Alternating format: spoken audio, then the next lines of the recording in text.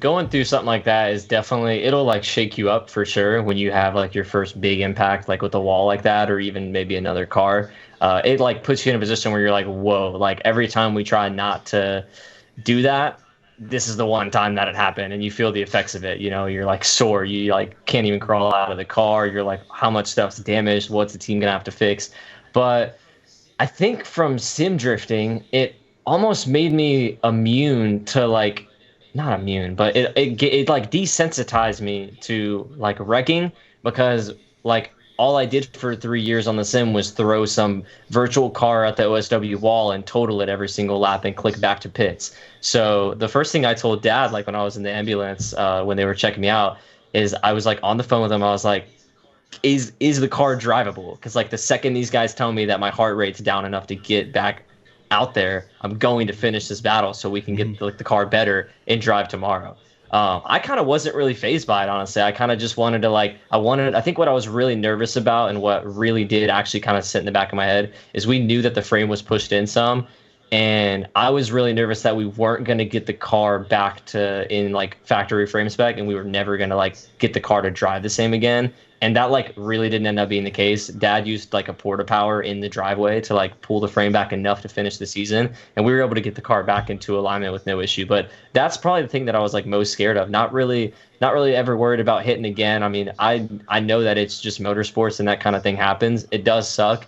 It sucks financially because you got to replace a lot of stuff, especially if you're a low budget team. You know, you're like, okay, we were going to do this upgrade, but now we're a month or two behind on that because we had to shell out and get like a new WiseFat kit. That's like exactly what happened to us. But yeah, I think I was more so just worried that the car wasn't going to be the same car and it wasn't going to drive the same again. And I was just kind of like in the back of my head, I was like, what if like I get back in it and it just doesn't feel like the same car? Like, because one, like we're not able to get it back into spec. But then we ended up being able to. And the next round, I drove the best I ever had, which was round 3. That's where I placed top 8. I went out there and I was like, oh, another bank track? Sick. Let's rub the wall this time instead of hitting it. Yeah, you definitely did show a lot of improvement, and I think one of the things you told me was different is you had more time to dial in the car before an event. I think this conversation we had, because you had the issue with the power steering, which was the ultimate fault, is why you wanted to wall, correct? Yeah, we lost the belt flew off. We were having issues with like the stock spec, like OEM, but non-OEM, like AutoZone, I guess, basically. Factory GM LS style pump that was like kind of failing. We went through 2 of those. We couldn't really keep a belt on the car consistently for a little bit, but that happened after the wreck. But yeah, leading up to the event, we had a couple failures at OSW, and we actually even had power steering failures at round 1 of the Pro Am. But for some reason, it only happened during qualifying.